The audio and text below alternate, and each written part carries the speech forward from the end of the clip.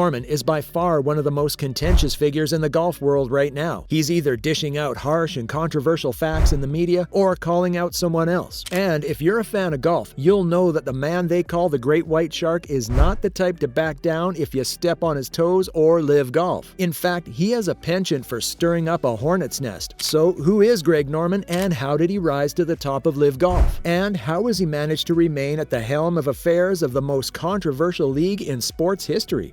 Gregory John Norman was born on February 10, 1955 in Mount Isa, Queensland, Australia, to Mervyn and Tawini Norman, an electrical engineer and the daughter of a Finnish carpenter, respectively. Norman was a multi-talented athlete who enjoyed playing cricket and rugby. He even aspired to be a professional surfer until he touched a club. Greg's mother, Tawini, who had a single-figure handicap, saw he had an interest in the game and decided to teach him how to play golf. Tawini would often take him to the driving range for practice lessons and allowed him to caddy for her at the Virginia Golf Club in Brisbane. In no time, Norman went from a 27 handicap to a scratch handicap, and this prepared him for the Queensland Open. Norman received media attention at the age of 19 in 1974 at the Queensland Open. Media houses reported that the young amateur was one shot off the lead after the first round. Norman turned pro the following year and would win his maiden PGA Tour victory at the Kemper Open in June of 1984 after winning by 5 strokes. In 1985, the Aussie pro golfer won the National Panasonic Australian Open and the Toshiba Australian PGA Championship. By the following year, Norman had 11 worldwide wins, which included 4 wins in Australia and 2 regular PGA Tour events, the Kemper Open for the second time and the Panasonic Las Vegas Invitational. Greg held the lead for all 4 majors through 54 holes, meaning he played in the final group for every major and had the best chance in history of winning the single-season Grand Slam. Greg has earned more than $1 million 5 times on the PGA Tour, including 3 Arnold Palmer Awards as the PGA Tour's leading money winner in 1986, 1990, and 1995. He was also the first player in Tour history to eclipse $10 million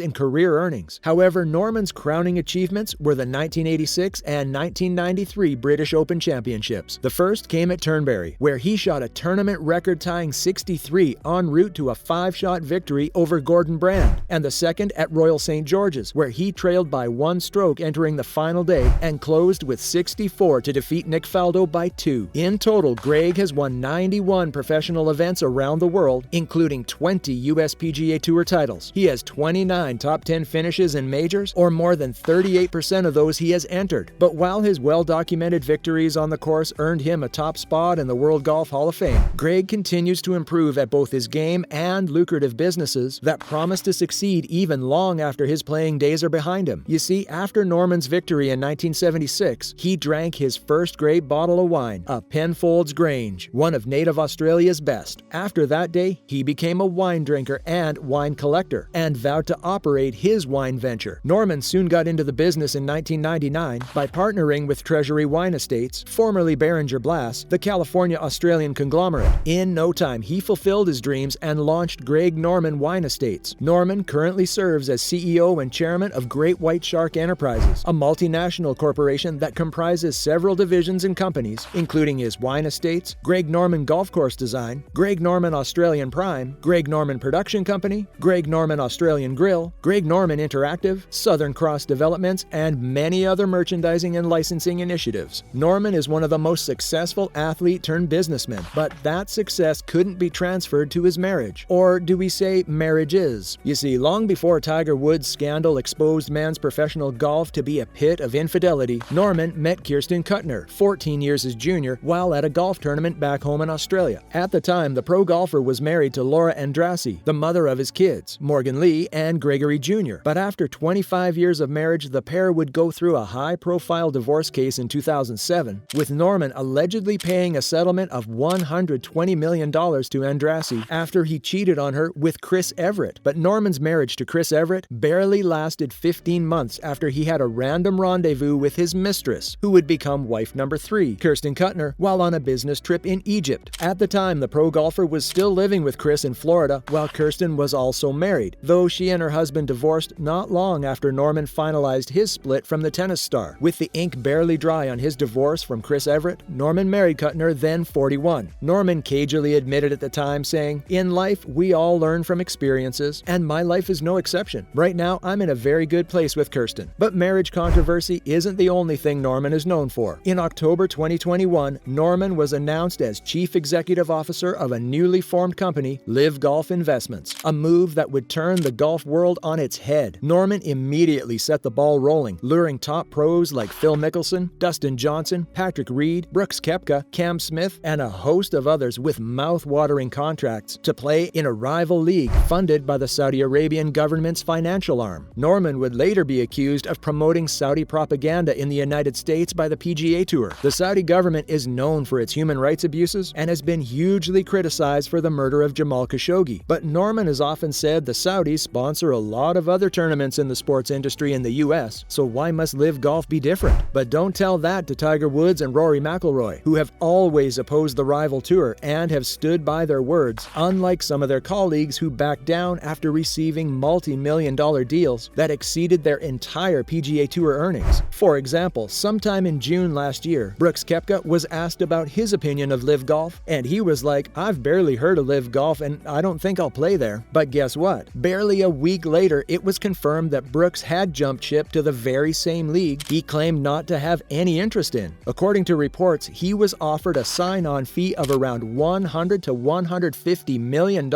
and as of last October, he had made $6.8 million, which wasn't even part of his sign-on fee. This made a lot of sense to the player and his fans, because Brooks has won $37.9 million over 8 years of competing in the PGA Tour, and here was an opportunity to outdo that within a shorter time. However, Woods seems to have a different ideology, because despite being offered almost $1 billion, he turned it down and even became more outspoken. Speaking about the rival league, Woods said, "The message is that we simply can't compete dollar for dollar with the Saudis' public investment fund. We just can't do that. But what we can do is discuss better opportunities for younger and talented players getting onto the tour, and how important it is to play the tour, what it means, how important it is to have a standing legacy, and be able to win major championships." And that's not all. Woods would later call for Greg Norman's resignation, saying it was the only way for both tours to collaborate. By all accounts, Rory McIlroy has even been more outspoken and has become the American-based tour's biggest proponent in what has become a war of litigation and attrition. However, this isn't the first time Greg Norman is spearheading a rival golf league. In November 1994, Norman gathered golf's top players at the time at the Shark Shootout, an event he hosted to pitch his World Golf Tour concept. The tour would feature 40 of golf's finest players in 8 big purse events, underwritten and televised by Fox. Sounds familiar, right? According to various accounts, the two-time major champion entered the meeting in 1994, confident that he had the numbers on his side to launch the World Golf Tour, which planned to hold its events the week prior to marquee tournaments, including the major championships. After he gave his presentation, no one said anything. Arnold Palmer finally broke the silence, saying, "You know, Nicholas and I tried to do something similar to this when the tour split from the PGA of America in 1968, but we both decided we'd do what was best for the game." The king had spoken and everyone listened, so the plan to float the WGT never saw the light of day, because the guys that Norman thought were on board totally flipped on him right in front of everybody. Paul Azinger, who was also at the meeting, turned it down and was like, "How do I tell my sponsors, Titleist or TaylorMade, that I now play at WGT? They'll obviously want to know about the structure of the league because it has none." So when Norman resurfaced many years later with the same plan, this time he got a sponsor ready to throw wads of cash, snagged a TV deal, got the game's finest players, and is now CEO of a golf series that is now a nightmare to the same PGA Tour he tried to oppose years ago. Could this be history repeating itself 30 years later? So what do you think about Greg Norman and his rise to LIV Golf, his second attempt at floating a rival golf series?